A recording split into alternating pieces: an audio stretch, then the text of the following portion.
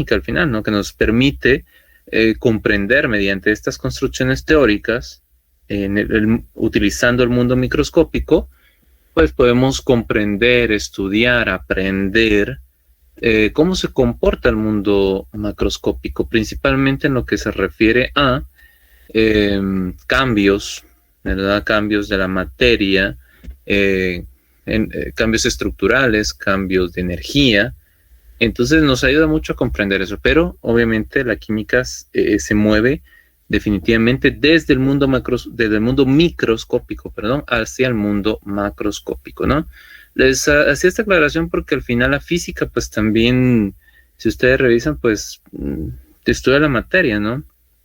Pero lo hace desde diferente enfoque, ¿verdad? Realmente la física no se mueve en ese mundo microscópico, ¿no? Sino que se lo deja a la química, justamente, ¿no? Por eso hay puntos en que ambas ciencias se entrecruzan, ¿no? Tienen algunos puntos donde estudian, o digamos que tienen traslape en su punto de estudio, ¿no? En su enfoque de estudio, ¿no?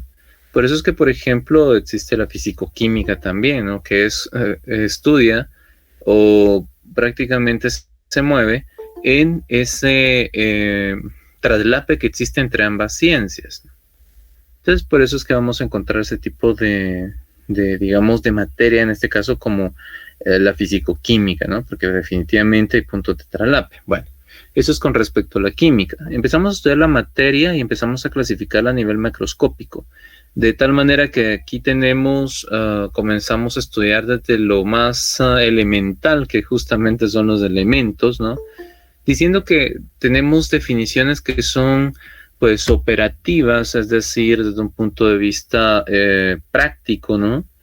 Y otras definiciones que son un poquito más teóricas y, pues, definiciones que nos permiten diferenciar entre un tipo de materia y otra. Definitivamente los elementos se encuentran en el punto en donde, digamos, el punto más elemental, más del cual nosotros podemos comenzar a estudiar la materia. Nosotros decimos que un elemento, pues, es prácticamente cualquier materia que no se puede separar en otro tipo de materia. Pues es una definición, pues, de libro, ¿no? Muy, muy teórica, por supuesto. Desde un punto de vista un poco más práctico, nosotros podemos diferenciar a los elementos en el sentido de que tenemos una herramienta que se llama tabla periódica, y pues si la muestra que nos están preguntando se encuentra en esta herramienta que es la tabla periódica, pues nosotros podemos automáticamente decir que esta muestra, pues, es un elemento. Basta con revisar nuestra tabla periódica, ¿no? Entonces es un poquito más sencillo en ese aspecto, ¿verdad? Si no está en la tabla periódica, definitivamente no es un elemento. Eso es como un aspecto más de ayuda, ¿no? Para poder diferenciarlo. Claro, tenemos que conocer la definición teórica, la cual me dice que un elemento, pues, es materia que ya no se puede dividir en otro tipo de materia.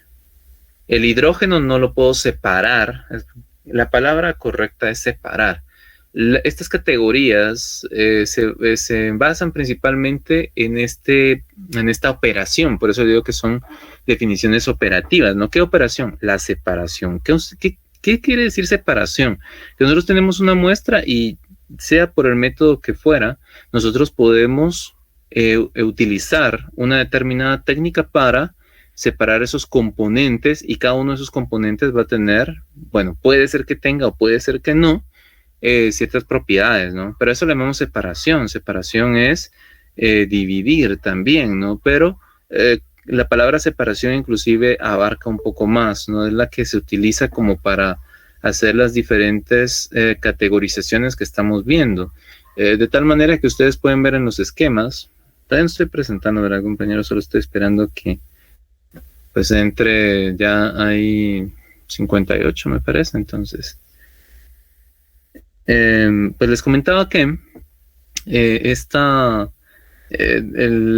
categorías se basan en el principio de separación.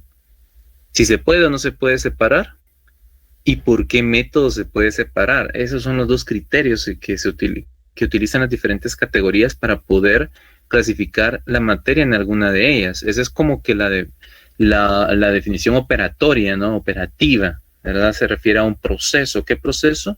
La separación. Un elemento no se puede separar, vean ahí, ya mencionamos eso, no se puede separar.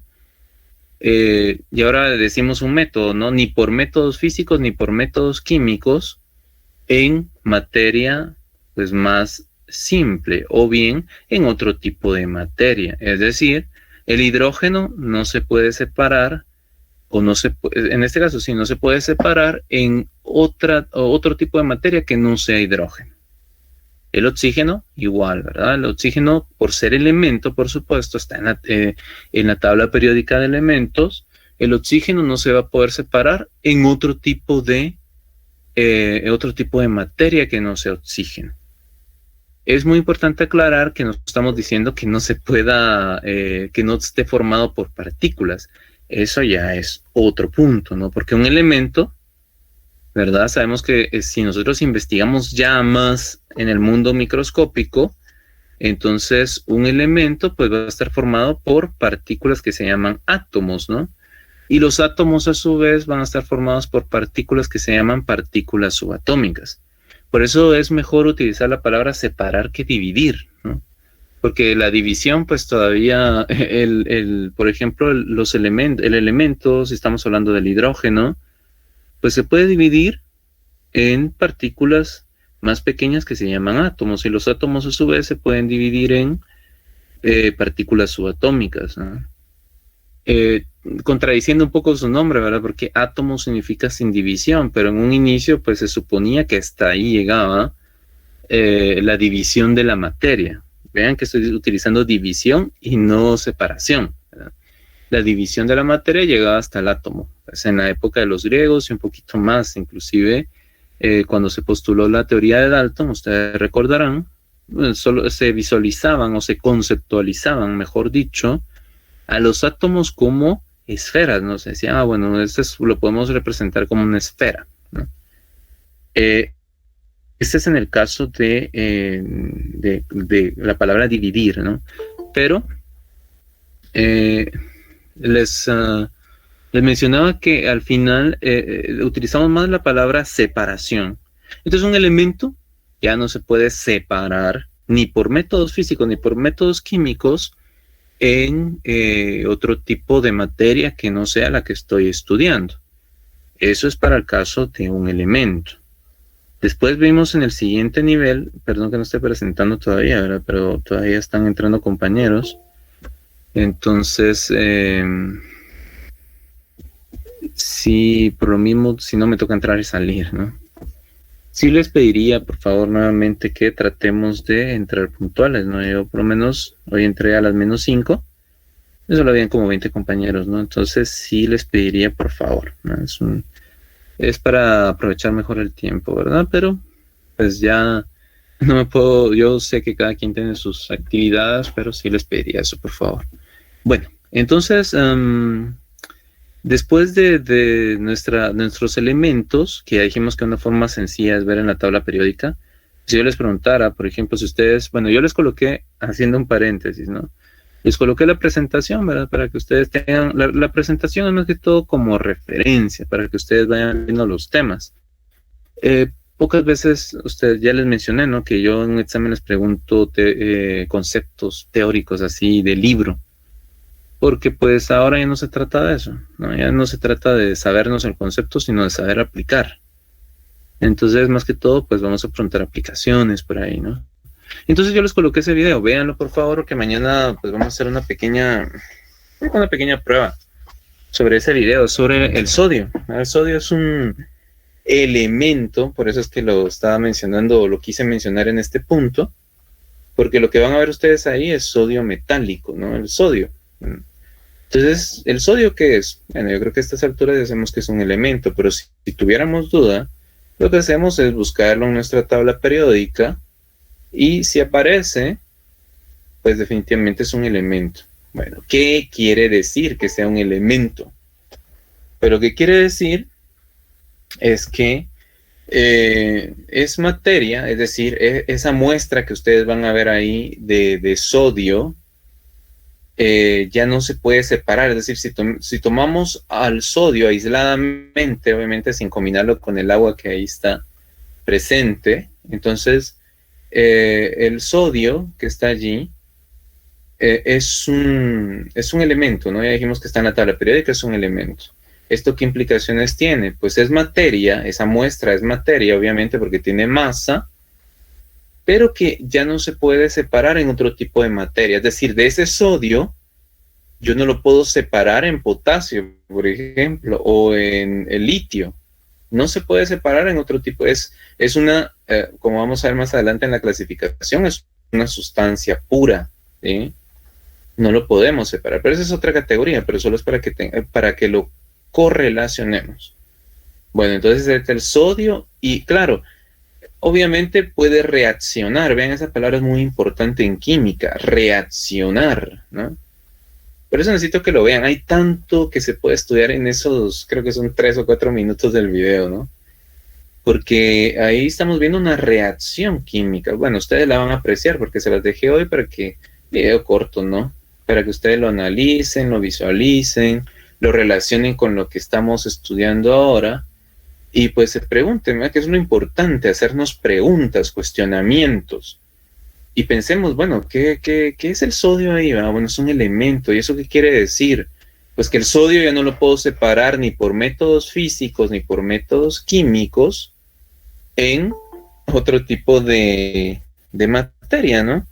Entonces, no, del sodio no puedo, por decirlo así, separarlo en potasio, ni en hidrógeno, ni en oxígeno, ni nada más. El sodio ahí se quedó, ¿verdad? No puedo separarlo ni por método físico ni por método químico. Ojo que dije método físico y método químico, ¿no? ¿Qué significa esos métodos de separación físico y químico? Bueno, lo vamos a tratar después porque si no, no perdemos el hilo aquí conductor, ¿no? Entonces, pero recuerden eso, ¿no?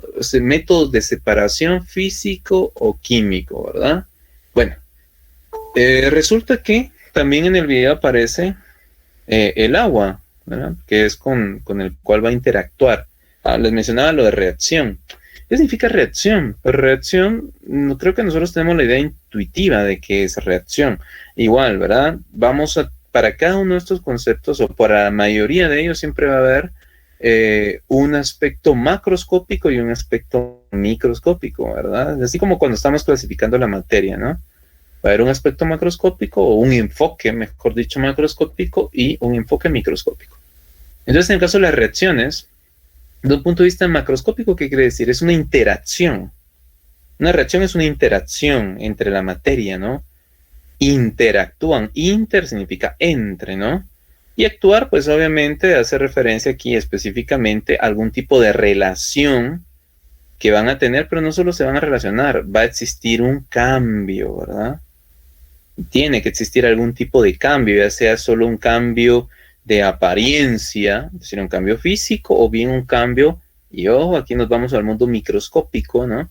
Un cambio estructural. Pero reacción es esto, una interacción, ¿no? Y obviamente esa interacción tiene una implicación a nivel microscópico. Algo está sucediendo ahí a nivel microscópico, ¿no? Vamos a entrar en detalle en eso, pero pues sí es importante que entonces entendamos que una reacción pues es una interacción, ¿no? Una interacción que, bueno, yo creo que ya son las 1:15, yo creo que ahora sí vamos a presentar.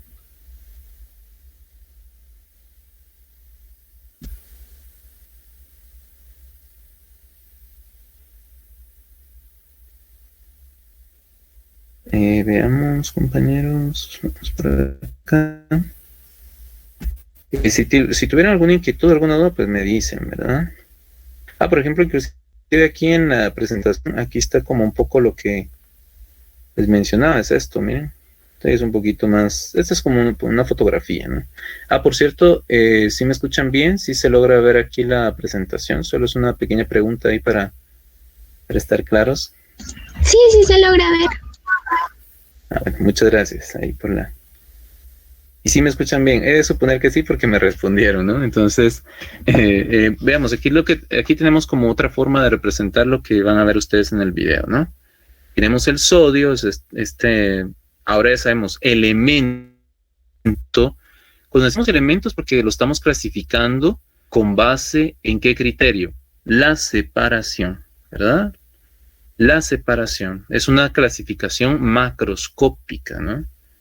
No estamos hablando todavía a nivel microscópico, ¿sí?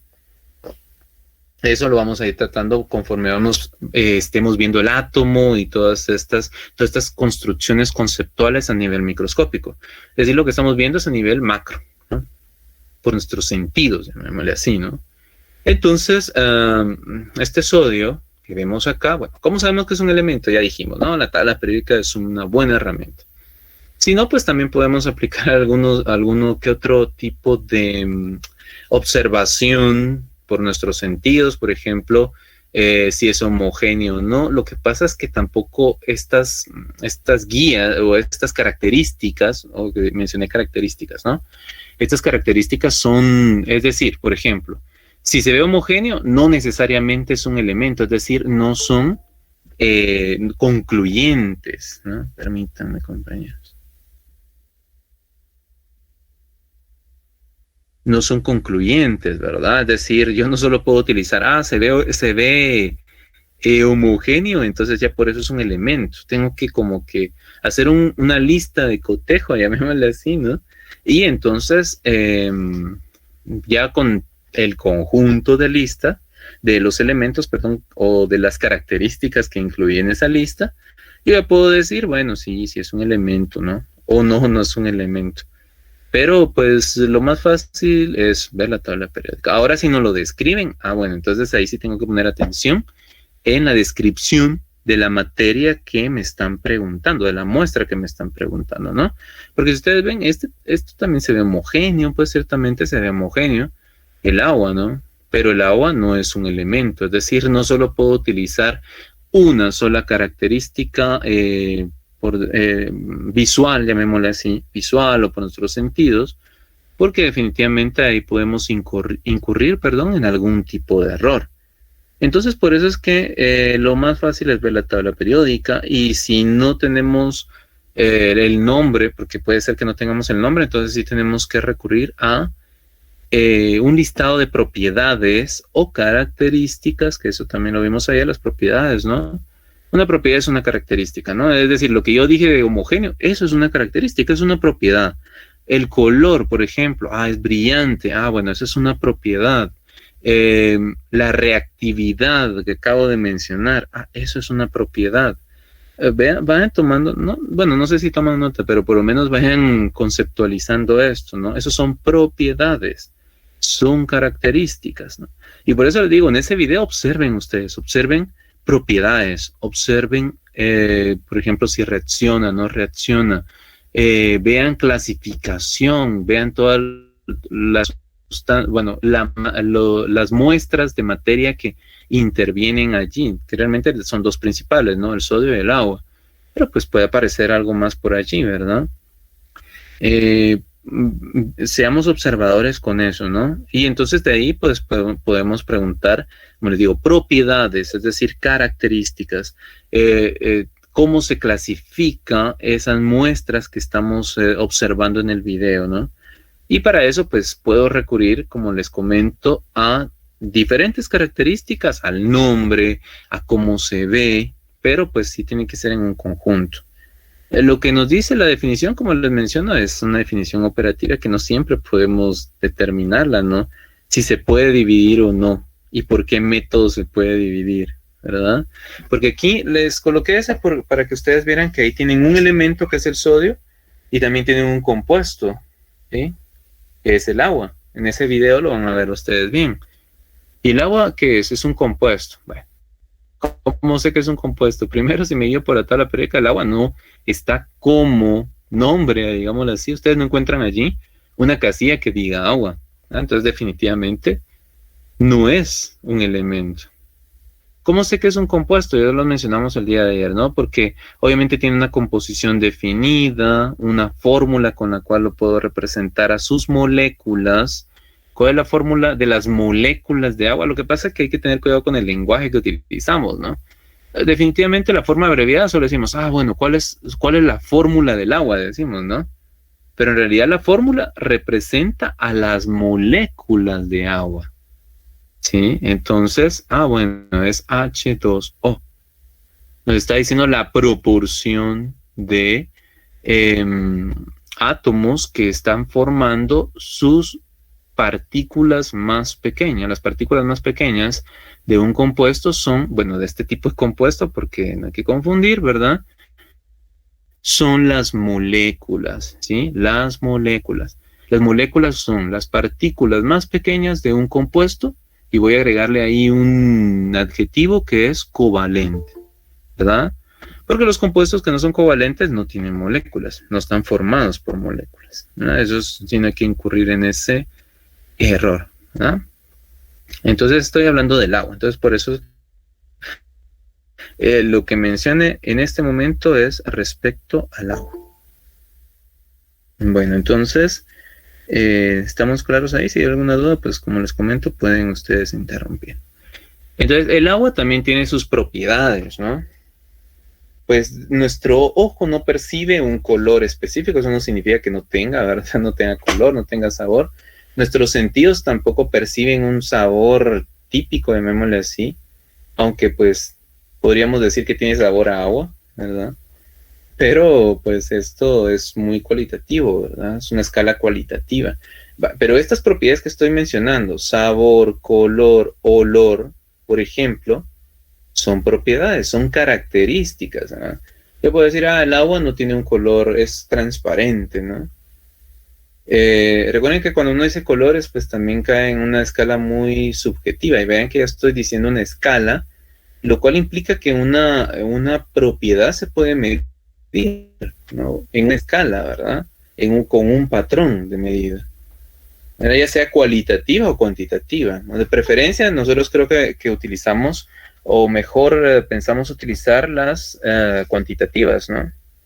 Porque pues tal vez estamos más relacionados, tal vez nos son más útiles, nos gusta hacer cálculos, ¿verdad? Que las cualitativas, ¿no?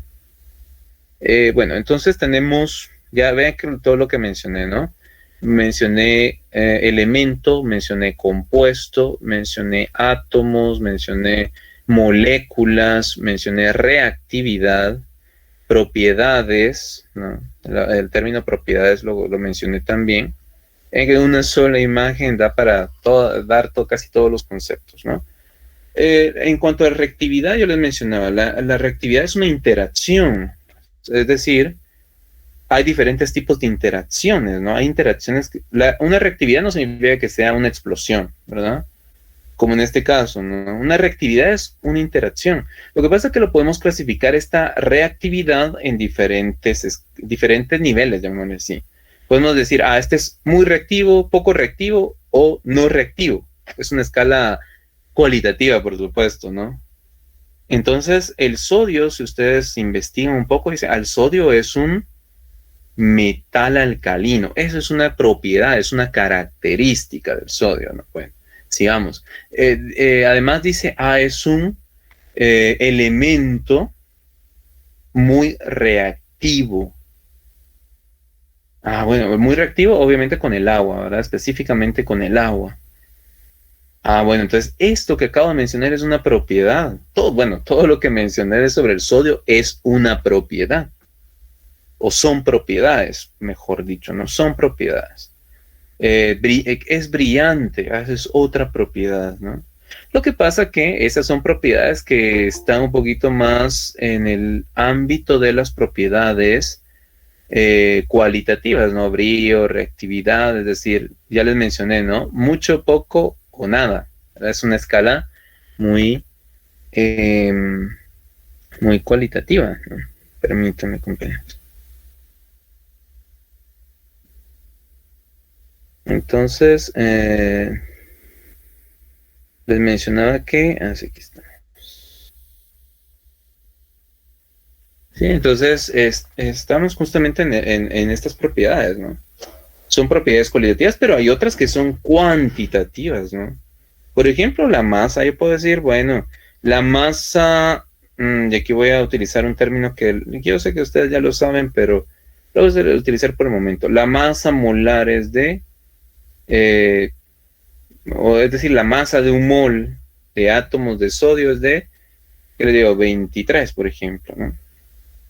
Entonces, esto ya es información cuantitativa, ¿verdad?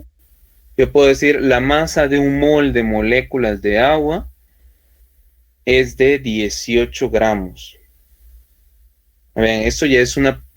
¿Qué propiedad estoy diciendo ahí? La masa de un mol de moléculas de agua. Eso es todo, es una propiedad, ¿no? A eso se le llama masa molar, ¿no? Masa molar, le decimos, ¿no? La masa molar del agua, 18. Esto es una propiedad cuantitativa, ¿no? Las propiedades también se pueden clasificar cualitativas, cuantitativas, físicas, químicas, extensivas, intensivas, ¿no? Así como vimos que la materia se puede clasificar en diferentes categorías utilizando alguna característica en específico, la clasificación que estamos viendo se basa en un proceso, ¿verdad? Que dijimos separación, y en el método de separación físico y químico. Las propiedades las podemos clasificar en, pues, cuantitativas, cualitativas, dependiendo si para expresarlo utilizamos una escala numérica o una escala cualitativa, ¿no? Cualitativa es como alto, bajo, pues muy reactivo, poco reactivo, nada reactivo, por ejemplo. Escala de colores así como amarillo, verde, brillo, no brillo, por ejemplo. Esas son cualitativas. Por ejemplo, si conduce, no conduce la electricidad, por ejemplo. Lo que pasa es que una misma propiedad la puedo también expresar de una forma cualitativa o una cuantitativa, ¿no? Yo puedo expresar, por ejemplo, la propiedad de conductividad eléctrica utilizando un patrón de medida, ¿no? Por ejemplo, los microsiemens, por ejemplo, ¿no? Por centímetro, ¿no? Es una unidad de medida para medir conductividad eléctrica, por ejemplo, ¿verdad? Entonces, depende de con qué escala estoy midiendo o con qué escala estoy utilizando para medir esa propiedad. Así la voy a clasificar en quanti o quali, ¿no? Físicas o químicas. Pues las físicas o químicas pues va a estar en función de si para poder observar esa propiedad, que es una característica, ¿no? Utilizamos, cambia la estructura de la materia para poder observarla, entonces si no cambia, es física. Si cambia, es una propiedad química. ¿Sí? ¿Cambia qué? La estructura. Es decir, la clasificación de las propiedades en físicas o químicas, pues se basa en si para observarlas, para medirlas, cambia la estructura de la materia, entonces son propiedades químicas. Si no cambia la estructura de la materia cuando lo estamos observando, entonces son físicas. ¿Sí? Y la última clasificación, que es en intensiva y extensiva, pues hace referencia a que si la propiedad que estoy anunciando, que estoy utilizando para describir la materia, pues depende o no depende de la cantidad de materia, ¿no? Depende o no depende de la cantidad de materia. Ven que son como características que utilizo para la clasificación, ¿verdad? Cualitativa, cuantitativa es que si para medir la escala utilizo o no utilizo una escala numérica. Si yo quiero clasificar mis propiedades en física y química, es que utilizo el parámetro de decir, bueno, si la propiedad, si al observar o medir la propiedad cambia o no cambia la estructura de la materia. Y la tercera que mencionamos, extensiva o intensiva. Bueno, si cuando son propiedades, es decir, aquí el parámetro que utilizo es que si la propiedad depende o no depende de la cantidad de materia. Ahí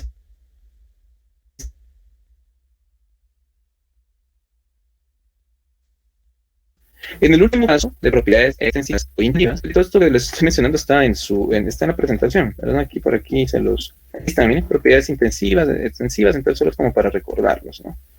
Entonces las propiedades Les mencionaba, clasificar en extensivo e intensivo, utilizo como parámetro el hecho de que si depende o no depende de la cantidad de materia que tengamos.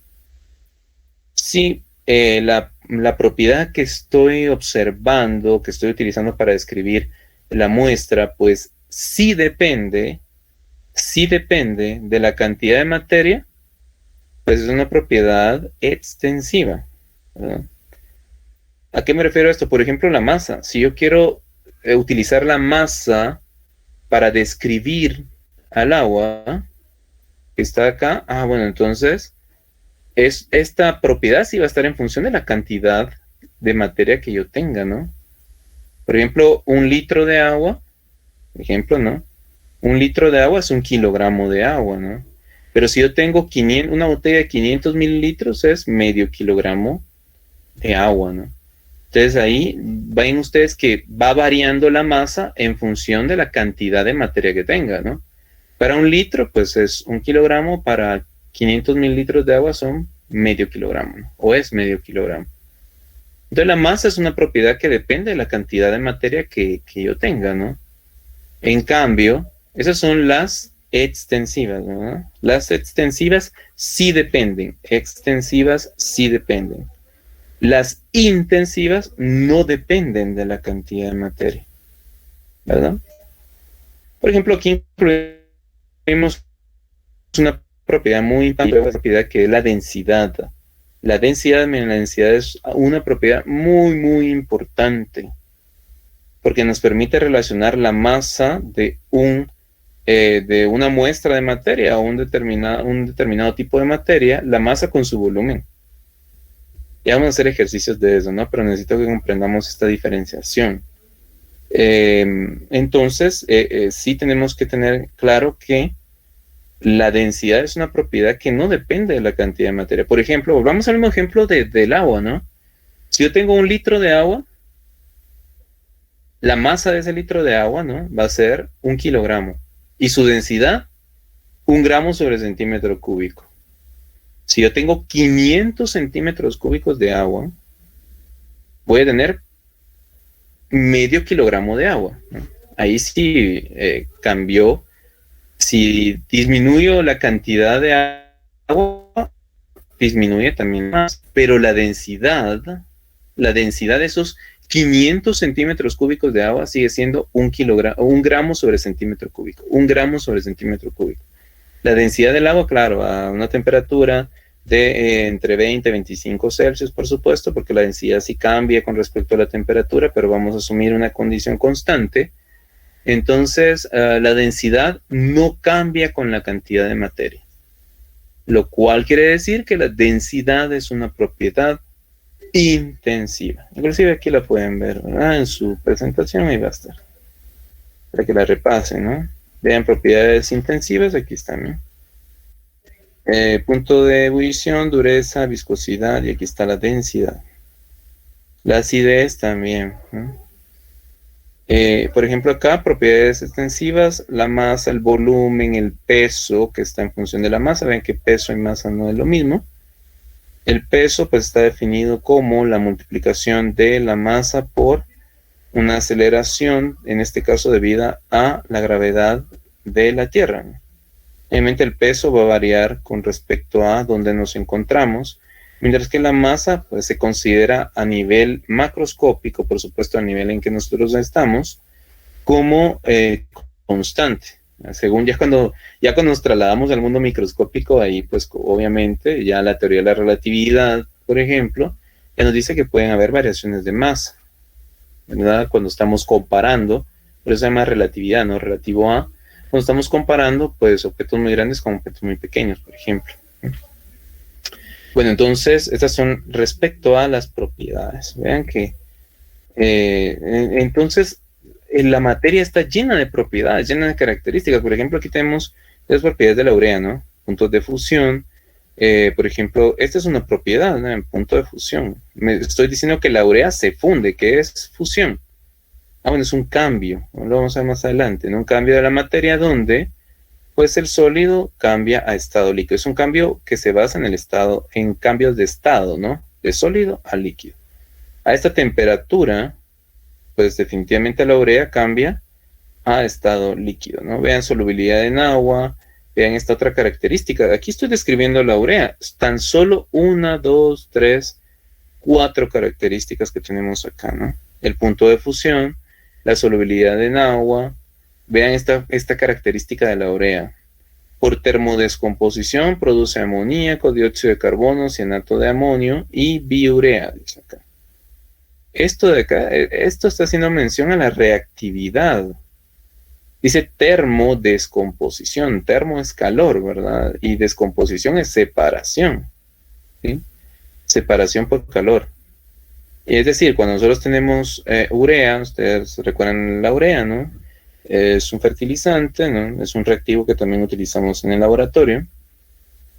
Cuando nosotros calentamos la urea y llega a cierto valor, porque eso no lo menciona acá, pero simplemente dice que se descompone, ¿verdad? Y produce amoníaco. Aquí estoy diciendo que pues ya la urea va a reaccionar con el calor, ¿ven? Que es una interacción, ¿con quién? Con el calor en este caso. En el video es una interacción entre el sodio y el agua, es decir, la interacción puede ser entre dos muestras de materia o bien entre la materia y algún agente externo, ¿verdad? Por ejemplo, en este caso, calor, ¿verdad? Entonces el calor va a producir amoníaco, dióxido de carbono, cianato de amonio y urea. Esto es una propiedad.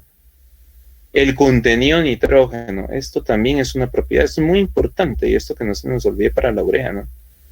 Definitivamente dentro del mundo agronómico es importante saber que la urea tiene 46% de nitrógeno. Esta es una propiedad cuantitativa, ahora me estáis dando una proporción de un elemento. ¿Por qué sé que este es un elemento? El nitrógeno. Porque el nitrógeno está en la tabla periódica, ¿no?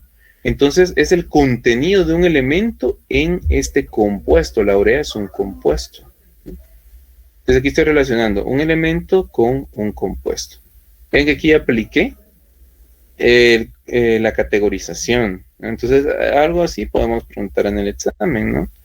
Definitivamente pues tenemos que conocer que estas son propiedades, que el nitrógeno es un elemento y que la urea es un compuesto. Claro que esto se va a lograr cuando nosotros leamos más nuestro libro y entonces encontramos diferentes ejemplos, ¿no?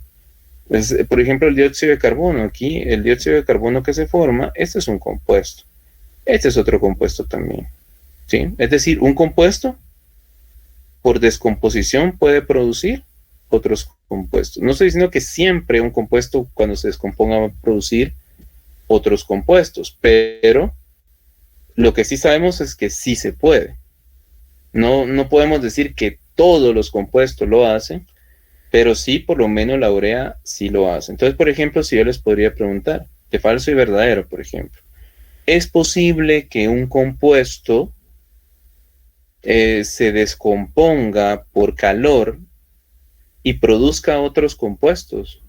¿Falso o verdadero? Entonces ustedes ya me pueden decir, esto es verdadero. No estamos diciendo que todos, pero sí algunos pueden. Entonces, un compuesto sí puede producir otros compuestos, ¿verdad? Así como está acá. Porque a veces es característica, estos son los puntos que les digo donde nos ponemos a pensar un poquito, ¿no? ¿Será que un compuesto se puede separar en otros compuestos? Pues bueno, sí se puede. Bueno, aquí no voy a utilizar separar, sino que se puede descomponer, ¿verdad? Porque no es que lo esté separando, hay una reacción química, ¿no? Una reacción con calor. Entonces, pero la urea, por ejemplo, se puede descomponer es decir, puede producir mediante el calor otros compuestos. El amoníaco, ese es un compuesto, ¿no? El cianato de amonio, ese es un compuesto. La biurea es un compuesto. Todos esos son compuestos, entonces. Un compuesto se puede descomponer en otros compuestos. Verdadero. Aquí lo estamos viendo un ejemplo. Ya con uno que se pueda, ya es posible con varios más. O inclusive si este fuera el único, pero ya es uno, ¿no? Entonces sí se puede. Y así como este tipo de preguntas las podemos visualizar.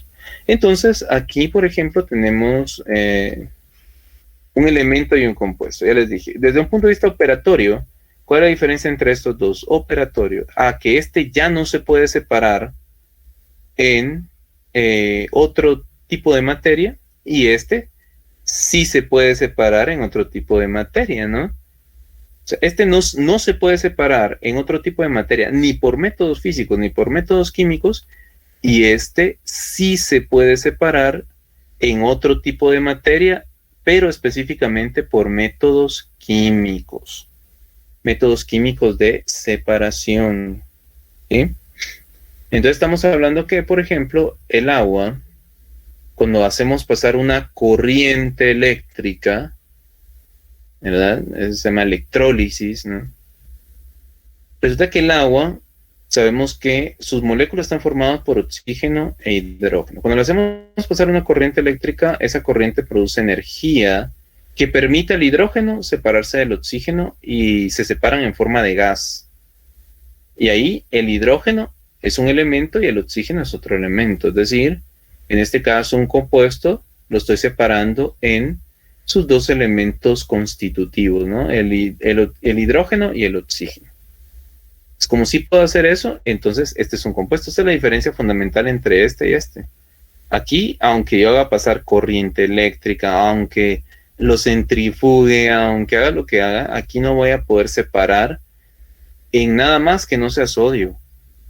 En cambio el agua, ahora no estoy diciendo que todos los métodos me van a servir para separar el agua, pero principalmente los métodos químicos, en eso se basa, ¿no?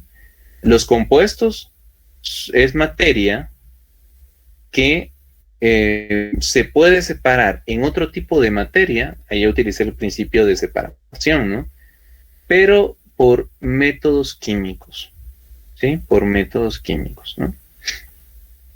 Y entonces ya teníamos el otro tipo de materia, el otro tipo de clasificación, perdón, de la materia que aquí por aquí lo tenemos. Aquí está. Aquí estamos en este nivel, ¿no? Los compuestos.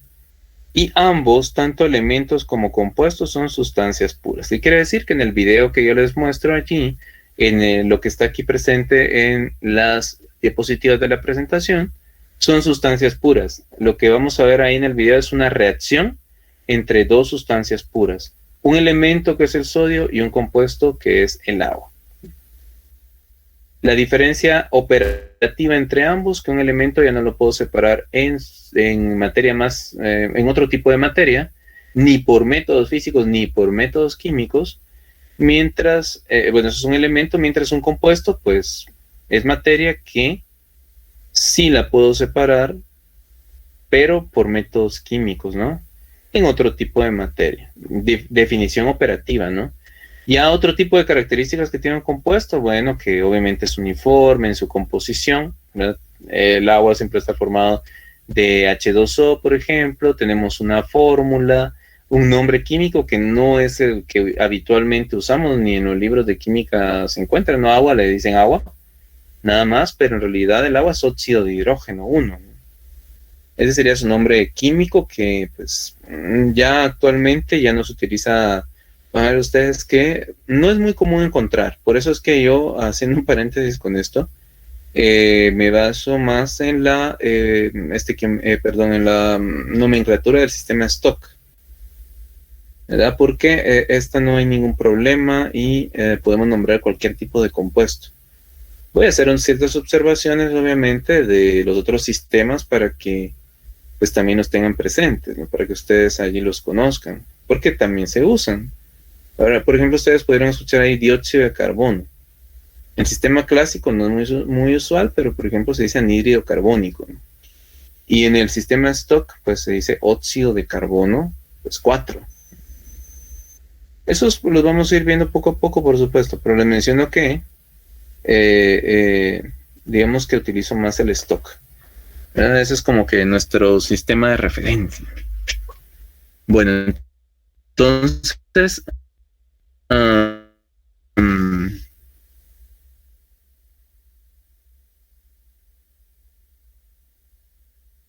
tenemos un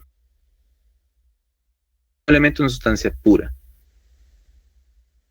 Entonces, estos pueden ser una sustancia pura más otra sustancia pura, ¿no? Podemos hacer una mezcla así. podemos hacer una mezcla con 2 mezclas o 3 mezclas, pues puedo decir, la mezcla 1, voy a utilizar esta mezcla, por ejemplo, una mezcla de agua azucarada con una mezcla de agua con cloruro de sodio, con una mezcla de agua con alcohol. Mezclo las 3 en diferentes proporciones y ya tengo una nueva mezcla. Esa es una forma. Y también, pues, las mezclas las puedo hacer con una sustancia pura y con otra mezcla. No los puedo mezclar. Por ejemplo, cuando mezclamos, por ejemplo, ácido acético, ¿no? Con una solución de agua azucarada, por ejemplo. Entonces ahí es una mezcla de una solución en otra mezcla. Les digo esto porque también les puedo preguntar, por ejemplo, de falso y verdadero también, ¿verdad? Y les puedo decir, ¿será que una mezcla solo va a ser la combinación de sustancias puras? Porque el esquema así no lo dice, ¿no? Las mezclas están relacionadas con las sustancias puras. Pero eso no es del todo cierto, ¿no? Esto solo es como un esquema para que relacionemos que existen mezclas que pueden estar formadas por sustancias puras, pero no es la única forma de obtener mezclas, ¿no? Las mezclas podemos combinar varias sustancias puras, como lo sugiere nuestro esquema, o bien podemos mezclar varias mezclas para obtener esa mezcla, ¿no? O puedo mezclar una sustancia pura con una mezcla, con otra sustancia pura, con otra mezcla, por ejemplo, ¿no? Entonces podemos hacer diferentes combinaciones de componentes. Cada uno de digamos, estos que mencioné, ¿no? Sustancia pura, mezcla, etcétera, son componentes, ¿no? Y entonces lo que tienen de característico las mezclas es que, definición operativa otra vez, que toda mezcla es materia que pues se puede separar por métodos físicos. ¿Sí? Por métodos físicos. Y las mezclas pues puedes clasificar según cómo se vean, ¿verdad? Según la uniformidad que posean sus componentes en mezclas homogéneas y mezclas heterogéneas. Eso es cómo se ven. Volvemos al mundo macroscópico. En realidad, si ustedes ven, solo hemos estado hablando de aspectos macroscópicos, ¿no? Cómo se ven, cómo se pueden separar, es decir, seguimos en el ámbito macroscópico. No hemos entrado para nada, bueno, salvo algunas características que yo les mencioné que pueden utilizar para identificar. Solo he mencionado características macroscópicas, ¿no? Cómo se ven, cómo, digamos, si se pueden separar o no, por qué métodos se pueden separar. Entonces las mezclas, pues, se pueden separar se pueden clasificar en, mezclas homogéneas y mezclas heterogéneas. Cualquiera de las dos que tengamos, siempre las mezclas pues van a tener la característica, llamémoslo así, su definición operativa, es que van a ser materia que se pueda separar, es decir, sí se puede separar, igual que los compuestos, ven que los compuestos sí se pueden separar, es materia que sí se puede separar, pero ¿cuál es la diferencia? Que aquí lo hace por métodos físicos y acá los compuestos se separan por métodos químicos, ¿no? Entonces yo les puedo preguntar, bueno, ¿será que el dióxido de carbono lo puedo separar por métodos físicos? Ya sabemos que eso es falso. El dióxido de carbono, por ser un compuesto, se tiene que separar por métodos químicos. Ahora lo que tenemos que saber es cuáles son los métodos físicos y cuáles son los métodos químicos. Pues es bien sencillo, ¿verdad? Los métodos físicos, que los tenemos por acá, pues son métodos, por ejemplo, es así como ¿no? Esto es, aquí utilizamos una ampolla de decantación, o sea, un método físico de la decantación, por ejemplo. Esta es una decantación, el líquido, ¿verdad? Líquido, ¿no? Y para eso utilizamos este elemento de cristalería, esta cristalería que se llama, pues, ampolla de decantación. Entonces acá, este es un método físico de separación porque no involucra ningún cambio ni de esta muestra de materia ni de esta otra. Se mantienen, digámoslo así, no hay un cambio estructural en ellas, ¿no? Se mantienen constantes, ¿no? Y otro aspecto que vemos, porque aquí hicimos una mezcla, ¿no? Esta es una mezcla. Y vemos que la estamos separando, ¿no?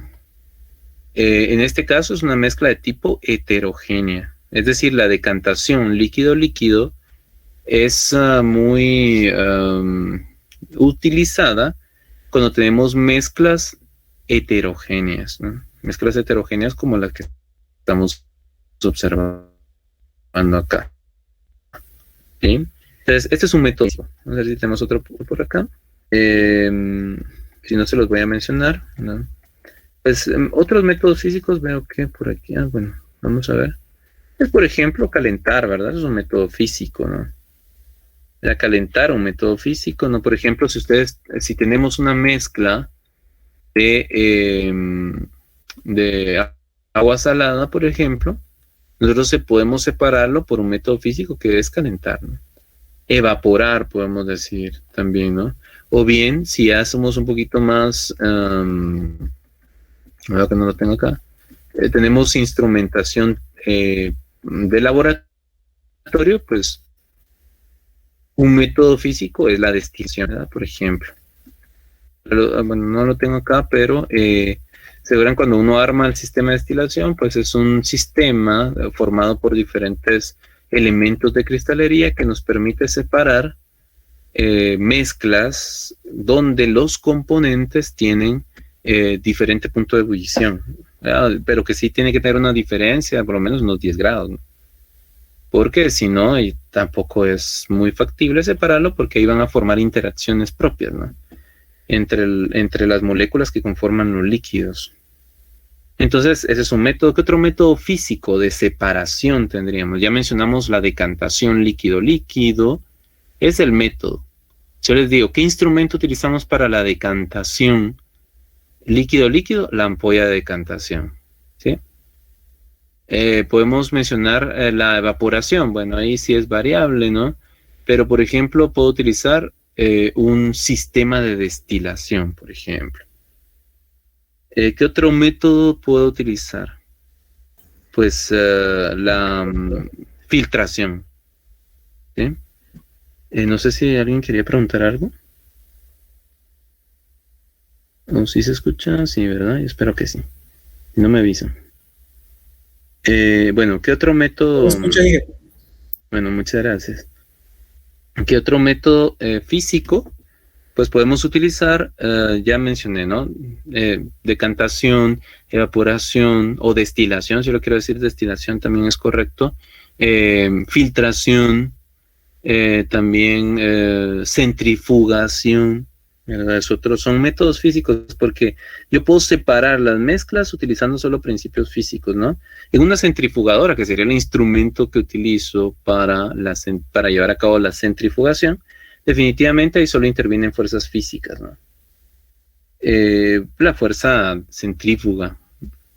Este es el principio físico que nos ayuda a separar las mezclas, ¿no? Entonces, existen diferentes métodos físicos, ¿no? Y obviamente estos métodos físicos son específicamente para separar mezclas. Yo no voy a separar un compuesto. Por ejemplo, el agua, pues obviamente la puedo hervir, ¿no? En un sistema de destilación, pero ¿qué voy a obtener como producto? Agua, ¿verdad? No lo voy a separar, no voy a poder separar en elementos, ¿no? Entonces, por eso estos métodos que les acabo de mencionar son específicamente para mezclas. Sí, por ejemplo, la sangre, ¿no? La sangre es una mezcla, por supuesto, y cuando podemos utilizar, por ejemplo, para separar las plaquetas del plasma y de los otros componentes celulares, podemos utilizar centrifugación, ¿verdad? Que es lo que se utiliza específicamente en los hospitales para poder separar las plaquetas porque tienen más masa, ¿no? Comparativamente hablando, por supuesto, con respecto a los leucocitos, por ejemplo, los hematíes, ¿no? Que son los glóbulos rojos, y entonces por eso lo podemos utilizar. Es importante aclarar que no todos los métodos me van a servir para separar todas las mezclas, sino que tengo que analizar los componentes. Y si no sé qué componentes es, pues ahí sí tengo que hacer varias pruebas, ¿no? Para ver qué componentes son. Eso ya es parte de un campo de la química que se llama química analítica. La química analítica lo que hace es estudiar los procedimientos de análisis. Análisis, recuerden que es una palabra de origen griego que significa separación.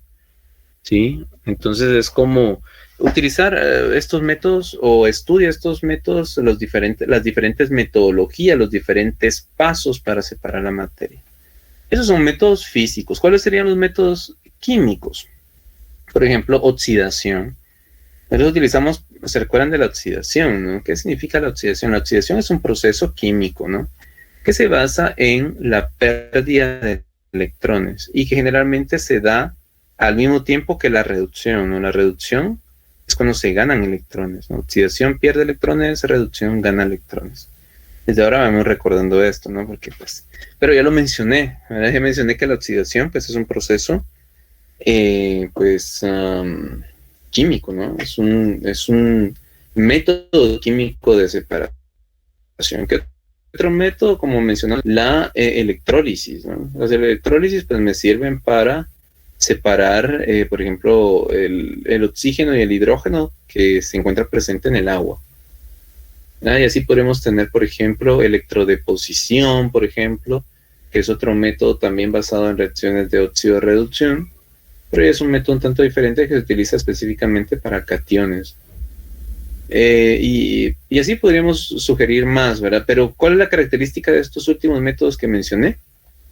Pues definitivamente que ahí sí hay cambios en la estructura de la materia, ¿no? En cambio los otros no, ¿verdad? Los otros solo se basaban en propiedades físicas para poder separar los componentes de la mezcla, ¿no? Entonces, recordemos que métodos físicos están relacionados con mezclas y métodos químicos están relacionados con compuestos. Estamos hablando de métodos de separación física y métodos de separación química, ¿no? Bueno, ¿qué más podemos decir sobre la materia? Bueno, antes que se me olvide, pues recuerden que esto que estamos observando acá son, para que no se asusten, ¿verdad? Son fórmulas, ¿no? Estas son fórmulas, ¿sí? Diferentes tipos de fórmulas que podríamos encontrar, ¿no? Estas fórmulas, pues, pueden ser de diferentes tipos. Se recuerdan las fórmulas empíricas, las moleculares, pero a lo que voy, ¿por qué las colocamos acá? ¿Por qué se colocaron acá? Pues es para representar compuestos. La mayor parte de compuestos, o mejor dicho, todos los compuestos, ¿verdad? Presentan una fórmula. ¿Y qué representa la fórmula? Presenta cómo están unidos los átomos en las partículas más pequeñas de ese compuesto. Digo las partículas más pequeñas porque no todos los compuestos están representados por moléculas, ¿no? Existen compuestos que están constituidos por moléculas y otros que están constituidos por lo que se llama unidades fórmula. Entonces, sí es importante que nosotros tengamos claro de qué estamos viendo, ¿no? Esta es una fórmula y esta la vieron en biología, yo estoy seguro que sí, ¿no? Porque recuerden que aquí, ¿qué es lo que estoy representando? Un átomo de carbono unido a un átomo de... Ven que estas líneas que significan enlaces, ¿no? Solo lo estamos viendo así muy a grosso modo por si alguna vez ustedes lo ven o alguna vez yo se los coloco, ¿no? Porque pues yo sé que ustedes ya tienen conocimiento de fórmulas, ¿verdad? Los diferentes tipos de fórmulas, empíricas, moleculares, estructuras de Lewis. Esta se le dice fórmula estructural, no es tanto una estructura de Lewis. ¿Se recuerdan de las estructuras de Lewis, no? ¿Por qué esto no es una estructura de Lewis? Primero porque me faltan los puntos, ¿verdad? Los puntos para los electrones libres. Y no todos los enlaces estados. Por ejemplo, ven acá, aquí hace falta un enlace, una línea, por decirlo así. Y entonces no la tiene. Entonces no es una estructura de Lewis formal, pero nos da pues la misma información. Por aquí nos dice, vean, tenemos un átomo de carbono unido a un átomo de nitrógeno que está unido a un átomo de hidrógeno y este nitrógeno está unido a los átomos de hidrógeno. Recordemos de los conocimientos que ya tenemos, que yo sé que ustedes ya lo tienen también, que cada uno de estos símbolos lo que representan es un átomo, ¿verdad? Esta forma se la dio, bueno, Lewis ya incluyó el término de electrón en esas estructuras, ¿no? Por eso le decimos estructura de Lewis. Pero quien realmente empezó a representar así átomos con uniones y fue Kekulé, fue un científico alemán. Ya les voy a dejar un video ahí sobre los descubrimientos y todo lo que hay con química. Siempre lo dejo porque ese video me parece muy, muy didáctico. Era porque esa unidad generalmente es más de lectura, pero pues es importante que tengamos claro algunos conceptos que ahí mencionan. Entonces los voy a colocar. Ya les dejé ahí la presentación y un video que es sobre, que necesito que lo vean para voy a hacer un pequeño examen corto mañana de solo, van a ser 10 preguntas y de falso y verdadero. Responden así rapidito, ¿no? Con lo que ustedes captaron de lo que estamos mencionando aquí en este día. Entonces les mencionaba que esta es una fórmula, ¿no? Que nos indica cómo están unidos los átomos, ¿verdad? Aquí tenemos que el nitrógeno, recordemos que es un átomo, esto lo que representa es un átomo de nitrógeno que está unido de manera covalente, porque recuerden que esto es un enlace covalente, aquí esto representa un par de electrones compartidos, está unido de forma covalente este hidrógeno a este otro hidrógeno y a este otro carbono. Es importante que veamos que el nitrógeno está formando 3 enlaces covalentes. En cambio, el carbono forma 1, 2, 3, 4 enlaces covalentes, ¿no? Ven que los hidrógenos en las estructuras, yo no sé si ustedes ya, me imagino que sí ya lo sabían, ¿no? Porque ustedes sí tienen bastante conocimiento de esto, ¿no? Y ven que los hidrógenos siempre están como en las orillas, ¿no? Es como si estuviéramos armando un búnker, hay una estructura, ¿no? Donde cada una de estas son como piezas, ¿no? Los hidrógenos siempre tienen que ir afuera de esta estructura que estamos formando, nunca van a ir adentro, ¿sí? Si ustedes ven otra fórmula como la que tenemos acá, este es de otro tipo, pero siempre representa lo mismo, usted no va a ver un hidrógeno en esta posición, porque el hidrógeno solo puede formar un enlace.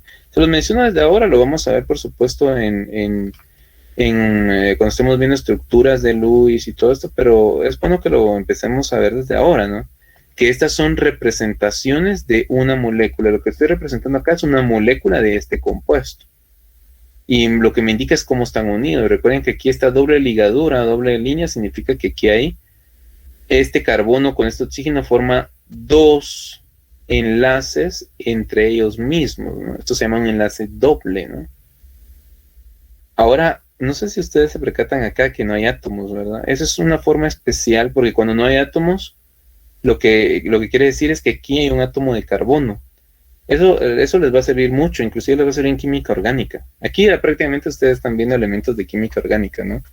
Es para que vean que sí, todo esto les va a servir en química orgánica mucho. Es solo esto que estamos viendo acá. Aparte de los otros usos que tiene.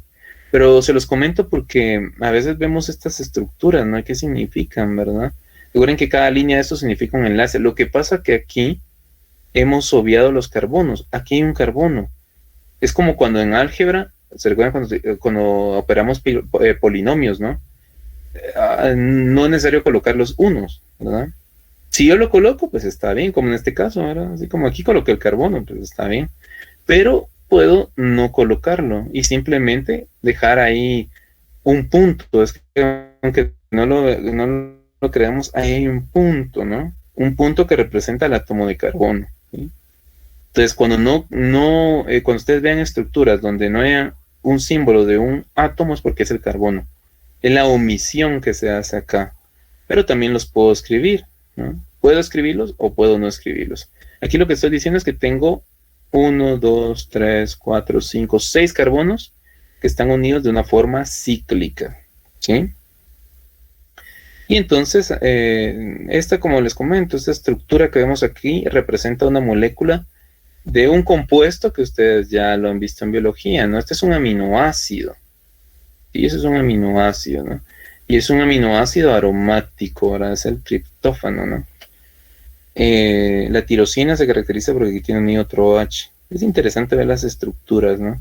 Las estructuras nos dan mucha información, muchas de las propiedades macroscópicas que estamos viendo tienen que ver con estas estructuras. Por eso les digo, aquí solo es una representación microscópica, pero todavía no hemos estado estudiando tanto esto.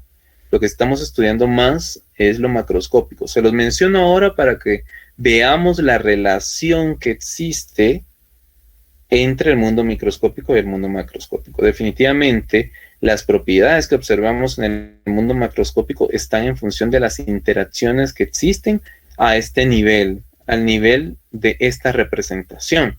Porque recordemos que esta es una conceptualización teórica, ¿no?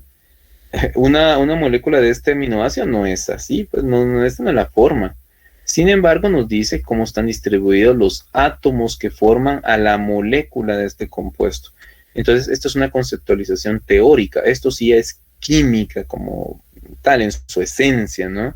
La aportación de, pues, estas teorizaciones, ¿no? Entonces, solo se los mencionaba para que, pues, no sé, para que ustedes lo puedan interpretar, que yo sé que muchos ya lo interpretaron. Por ejemplo, esta es otra, ¿no? Vean acá, aquí como no hay un símbolo es porque hay carbono, aquí también, ¿no? Este compuesto también ya lo vieron en biología y lo van a ver también en bioquímica, ¿no? Es un ácido tricarboxílico, se le llama, ¿no? Es un ácido tricarboxílico y estamos hablando del ácido cítrico, ¿no? Cuando uno ve el ciclo de Krebs, esta es una molécula que representa esta estructura, perdón, es una molécula que representa el ácido cítrico, ¿sí? Así podemos encontrar varias, ¿no? Pero se las dejo ahí, por ejemplo, para que tengamos bien claro, ¿no? Entonces, esta es una estructura que representa el ácido fosfórico. Entonces, como yo tengo una representación para esta, digamos, para esta molécula, definitivamente esta molécula que estoy representando acá pertenece a un compuesto, ¿verdad? Porque es lo que mencionamos cuando estamos estudiando estructuras, ¿no? Que, por ejemplo, un compuesto está representado por una fórmula. Si por ejemplo, pertenece a la fórmula del ácido fosfórico, el ácido fosfórico es un compuesto. ¿Qué más les tendría que decir acá? Bueno, sobre las mezclas, ¿verdad? Pues tenemos que, ya dijimos, homogéneas y heterogéneas. ¿En qué consiste esta separación? En la uniformidad de sus propiedades. ¿Cómo nosotros la observamos? Otra vez, ¿verdad? Mundo macroscópico otra vez. Si se observan uniformes, es una mezcla homogénea. ¿Cómo cuál? Porque les mencioné algunas ayer, ¿no? Cuando mezclamos el azúcar con agua, ¿sí? Una cucharada de azúcar bueno, digámosle su nombre, ¿no? Sacarosa, ¿verdad? Una cucharada de azúcar, de sacarosa, perdón, en 500 centímetros cúbicos de agua. Cuando nosotros hacemos, inclusive pensamos, o bueno, si no supiéramos que pues lo disolvimos, a veces pensaríamos que es agua, ¿no? Aunque el agua realmente nosotros nunca consumimos agua pura como tal, ¿verdad? Siempre es una mezcla, aunque le digamos agua. Es que es donde empiezan un poco los aspectos de lenguaje, el lenguaje coloquial que utilizamos, ¿no? Cualquier agua que utilizamos para beber, ¿no? La salvavidas, si bebemos directamente del grifo, del río, esta agua es una mezcla, aunque le digamos agua. Es que eso es un error, digamos, desde un punto de vista químico no es agua, es una mezcla. Desde un punto de vista, obviamente, de lenguaje común que utilizamos, pues le decimos agua, ¿no? En realidad es una mezcla homogénea. Bueno, dependiendo qué componentes tenga, pero la mayor parte de veces es una mezcla homogénea, ¿no? El agua del río, el agua que tomamos del grifo, el agua que, por ejemplo, tomamos de los garrafones de agua salvavidas, por ejemplo. Todas esas son mezclas. Realmente el agua pura como tal no existe. Podemos utilizar un proceso para separarlas, ¿recuerdan? ¿No? Por ejemplo, la destilación, y de tal manera que obtenemos agua destilada. Esa digamos que ya es un poquito más cercana, pero es muy difícil dejar el agua pura. Digamos que esa agua destilada tendrá una traza de otros componentes, pero sigue teniendo, aunque sea muy poco, ¿no? Entonces, el agua da sus propiedades, ¿no? Como vamos a ver más adelante, digamos que por donde pasa la interacción, ¿verdad? Que tiene con otro tipo de materia, hace de que siempre se pueda combinar con algún tipo de materia o reaccionar con ella, ¿no? Entonces, de tal manera que tener agua pura, y les voy a pasar un video ahí también, que se los dejé también, los he dejado, a veces cambio, obviamente, ¿verdad? Los videos que dejo, porque pues hay bastante material, pero también el tiempo, ¿verdad? Pero una vez lo voy a buscar bien, es un video de la BBC, donde explican un poco la peculiaridad que tiene el agua, ¿no? Ahí menciona que el agua, por ejemplo, no tendría, no tendría que ser líquida, por ejemplo, a temperatura ambiente, así como estamos en este punto, ¿no? Es decir, el agua no tendría que existir como líquido, sino que como gas, que es una molécula muy pequeña, obviamente, y que digámoslo así, está formado por átomos muy livianos, ¿no? El oxígeno y el hidrógeno. El oxígeno, recuerdan ustedes, tiene una masa de 1, y el oxígeno, perdón, el hidrógeno tiene masa de 1 y el oxígeno pues más o menos de 16, ¿verdad? Entonces, realmente son ligeros, ¿no? Entonces no tendría que ser líquida a temperatura ambiente. Otros aspectos del agua, bueno, aparte ya desde un punto de vista más biológico y todo, es que el agua es uno de los compuestos más comunes del universo, ¿sí? Aunque pensábamos que a lo mejor es que solo agua había aquí que es un compuesto exclusivo de la Tierra, pero no. Inclusive hay agua hasta en la Luna. Lo que pasa es que no son en cantidades suficientes, son cantidades muy grandes, ¿no? Inclusive aquí en el planeta, ahora en la Luna de Júpiter, pues sí se ha descubierto agua en otra presentación. Pero el agua sí existe, no pensemos que solo es exclusiva de la Tierra, ¿no? Existe en otros planetas, en la Luna, en el universo, ¿verdad? Es uno de los compuestos más abundantes y representativos del universo. Y es obvio pensar, por supuesto, que si el agua es esencial para la vida, pues es muy probable que exista otras formas de vida, ¿no? No estamos diciendo que exactamente igual, porque eso ya obedece a razones evolutivas o condiciones evolutivas, perdón, específicas de cada ambiente. Nosotros aquí en la Tierra se desarrolla ese tipo de vida porque es obvio que habían ciertas condiciones específicas que pues a lo mejor si no se repitan en todos los planetas o en todos los lugares, ¿no? Pero bueno, volviendo al punto de vista ya de características químicas del agua, pues es otra característica, bueno, físico-química más que todo, ¿verdad? Es que el agua pues es un compuesto cuyo estado sólido, ¿verdad? Es menos denso que su estado líquido, ¿verdad? Generalmente, pues los demás tipos de materia, cuando se solidifican, ¿no? El estado sólido, pues es más denso que el estado líquido. En el agua no se cumple. Entonces son todas esas peculiaridades del agua. El agua, inclusive su química 2, solo para adelantarles un poco, ¿no? Se estudian ya las interacciones del agua con otro tipo de sustancias. Ya estamos hablando mezclas acuosas. Permítanme, compañeros. Bueno, entonces, aquí estamos, sí. ¿Qué más podemos decir de las mezclas? Miren, las mezclas nosotros las podemos separar, como les digo, en base a su uniformidad o su no uniformidad. Una mezcla heterogénea es donde observamos fases. Por ejemplo, cuando mezclamos agua y aceite, ¿verdad?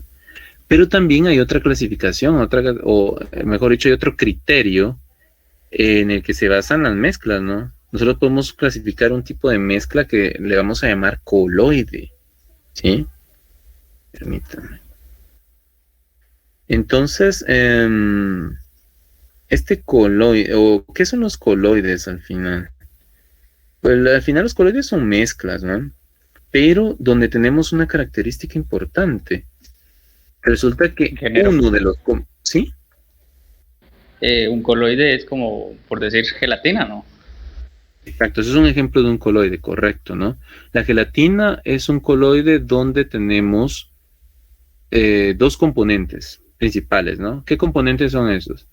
Pues la gelatina como tal, es que nosotros le decimos gelatina al coloide, ¿no? Pero en realidad la gelatina es una proteína. Y entonces la gelatina que nosotros conocemos, la que se hace, ¿no? Y para comer, ¿no?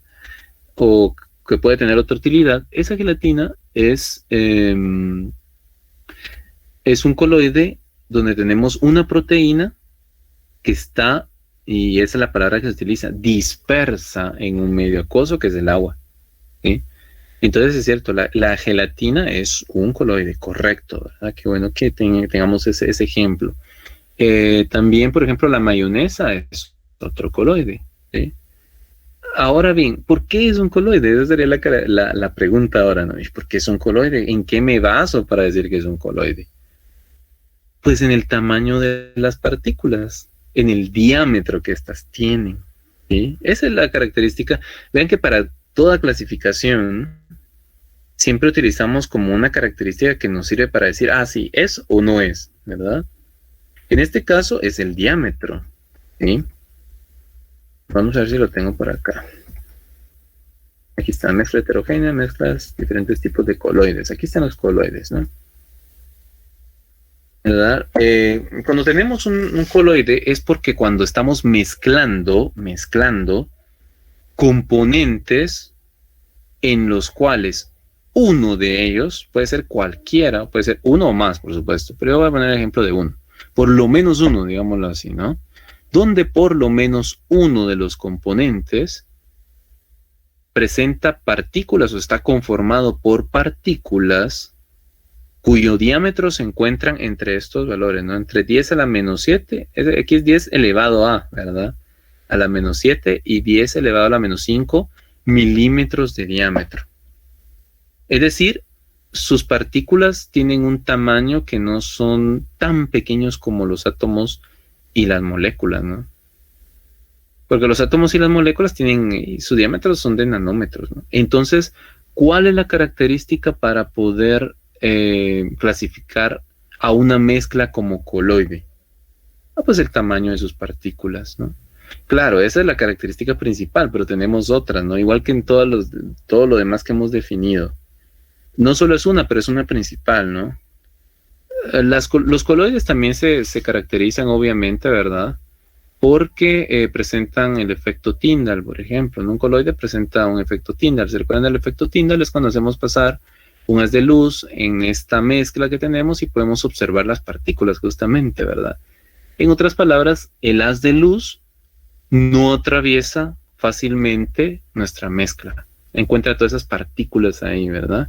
A diferencia de una solución que por ser sus partículas componentes en una solución que dijimos que era una mezcla homogénea, pues las partículas son tan pequeñas, los átomos, las moléculas, bueno, por lo menos si alguien me dice, yo puedo ver una molécula de agua, no le crean, o alguien que les diga así, no le crean, ¿verdad? Seguro, no sé qué bebió, no sé qué fumó, ¿verdad? Pero una molécula de agua no se puede ver, es tan pequeña. Ya se imagina un átomo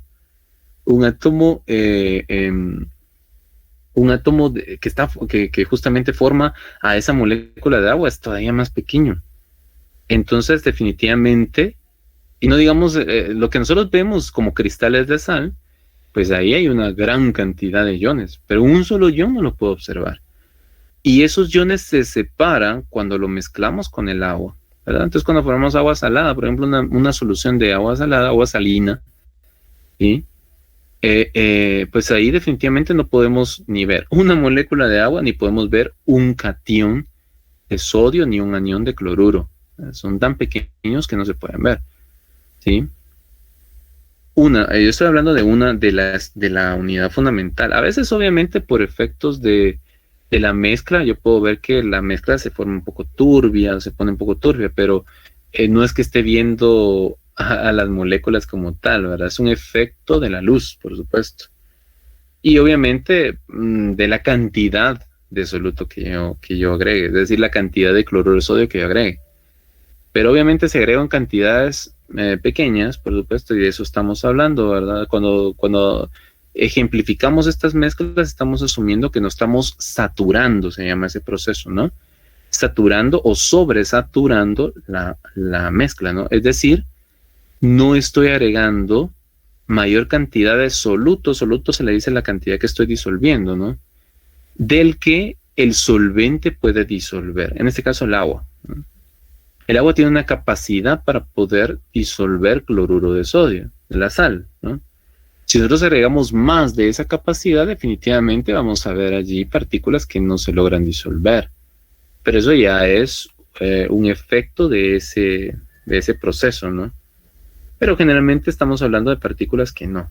Bueno, pero eso solo era para ejemplificar que en las soluciones, en las mezclas homogéneas, porque recuerden que es un sinónimo, ¿no? Mezclas homogéneas, soluciones. Entonces, en estas soluciones, pues las partículas que forman a cada uno de los componentes, ¿cuáles son esos componentes en una solución? Soluto y solvente, ¿sí?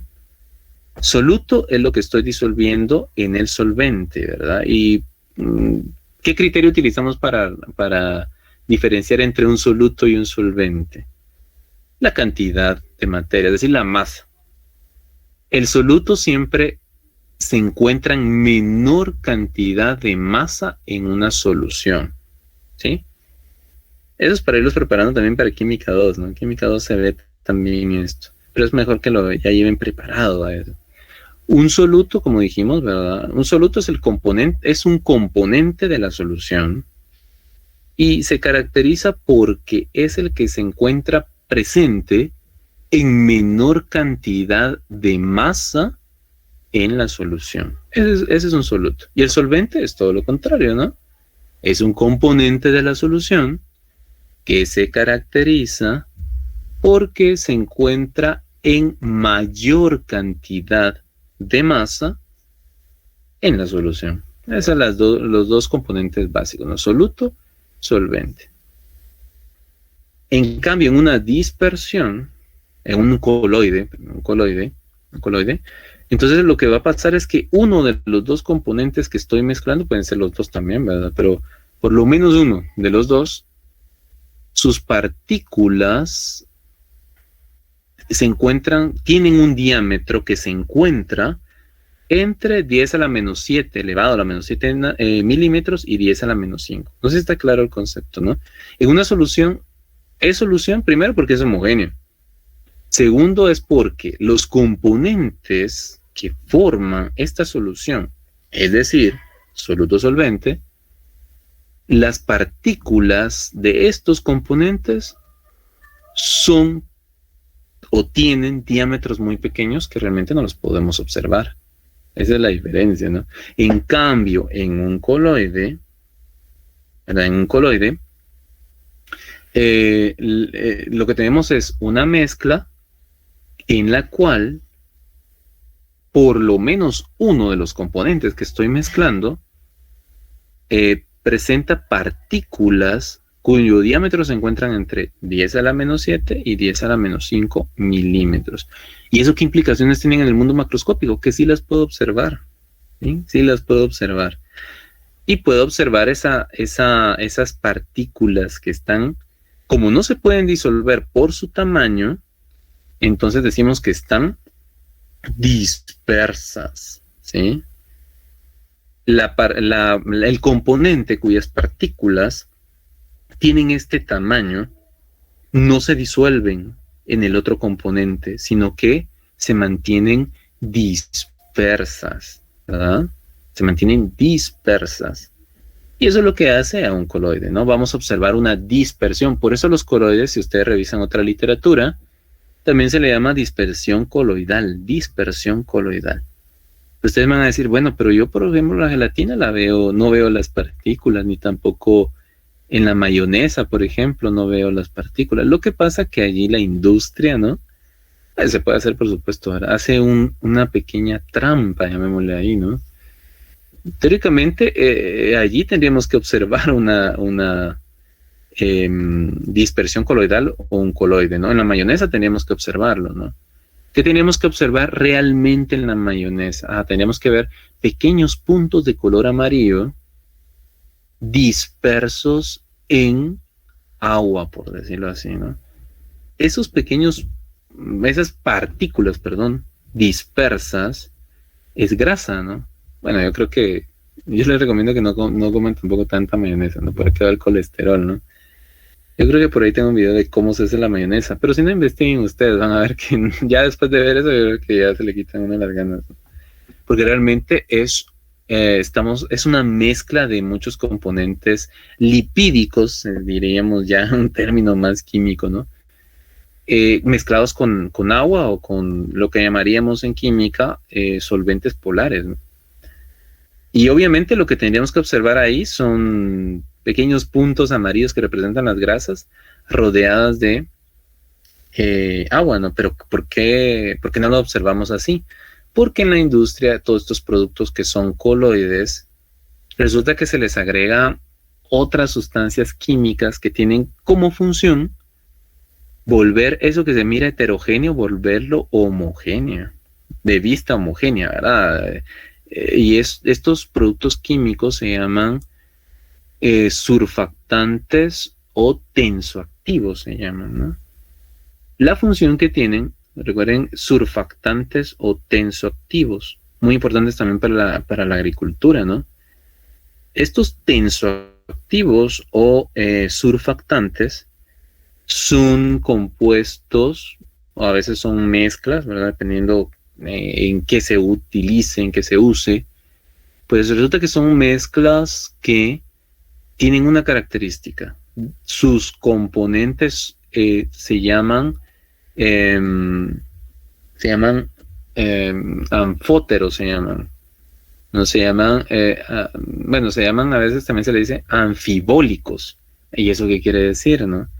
Lo que quiere decir es que estos componentes tienen una parte que es hidrofílica. ¿Qué significa hidrofílica? Bueno, que es afín al agua, ¿no? Y otra que es hidrofóbica. ¿Y eso qué quiere decir? Que no es afín al agua o bien que es afín a los lípidos. Es decir, es una molécula que tiene las dos características, ¿no? Presenta un componente hidrofílico y un componente hidrofóbico. Entonces esos surfactantes los agregamos y su función es como la de unir ambos extremos. Es decir, en la mayonesa se agregan estos surfactantes, estos tensoactivos, y lo que hace es unir las grasas con el agua, ¿no? De tal manera que se ve homogéneo. ¿Sigue siendo un coloide? Sí, pero ahora ya se ve homogéneo, ¿no? Porque como dispersa más y obviamente lo que hace es unir estas dos fases. Yo creo que alguien quería preguntar algo por ahí, ¿no? ¿O no? Ingeniero, yo tenía una duda. Sí, adelante. ¿El gas es coloide? El humo, ¿Perdón? El humo, perdón, ¿es coloide? Sí, el humo, bueno, también depende de qué humo, pero generalmente todo el humo se toma como un coloide. ¿Por qué un coloide? Porque hay partículas sólidas. Generalmente es material que no se ha quemado bien, ¿verdad? En gases, ¿no? Es decir, la fase dispersa son partículas sólidas y la fase, en este caso el medio que dispersa, ¿no? El medio dispersor es gases, por ejemplo, el monóxido de carbono, dióxido de carbono y otros óxidos. Pero sí, eso es un coloide. Igual que el smog. Claro, no hay problema. El smog, ¿verdad? Que es lo que nosotros observamos en las mañanas. Ustedes se levantan, bueno, aquí en la capital es muy común y en varios centros urbanos, por supuesto. Se puede observar así en la mañana una capa, ¿verdad? Cerca de las montañas, no se puede ver bien. Una capa así que se ve gris, que una capa gaseosa, ¿no? Ahí hay partículas sólidas dispersas en gases, ¿no? Generalmente dióxido de carbono. Entonces el smog también es un coloide. Aquí hay varios ejemplos para que ustedes vean, ¿no? Por ejemplo, ejemplos de coloides, tenemos la bruma, el humo, ¿verdad? Vean que cuando tenemos, es lo que les mencionaba, ¿no? Sólido en gas, es un coloide, todos esos son coloides, pero pues, le decimos aerosol, ¿verdad?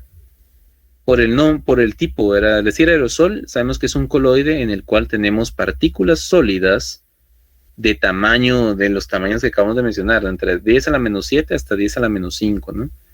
Que están dispersas en gases. Ahora ya sabemos entonces que el humo, la niebla, por ejemplo, el smog, todos estos son ejemplos de coloides. Digamos que si ustedes pues recuerdan estos nombres, me parece muy bien, ¿verdad? Pero esto se ve más en química 2, ¿no? Pero siempre es bueno. Por ejemplo, la gelatina, ¿verdad? Que me mencionaron, ¿no? Entonces tenemos una fase dispersa que es líquido en un sólido, ¿no? Por ejemplo, también tenemos el sol, ¿verdad? Es un tipo de coloide, así se le dice, ¿no? Cuando tenemos un sólido verso en un líquido, ¿sí? Por ejemplo, la leche de magnesia. Aquí tenemos la mayonesa, ¿ve? Que a esta se le dice emulsión específicamente, ¿no? Una emulsión es cuando tenemos una fase dispersa, que es el líquido, en una fase, en un medio dispersor, que también es líquido. Aquí tenemos líquido. Aquí tenemos lípidos que están en estado líquido, dispersos en agua, ¿no?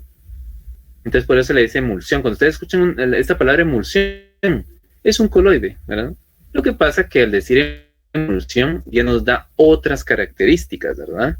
Nos dice que la fase dispersa, es decir, lo que no se va a disolver, lo que va a estar como partículas suspendidas, lo queremos ver así, ¿no?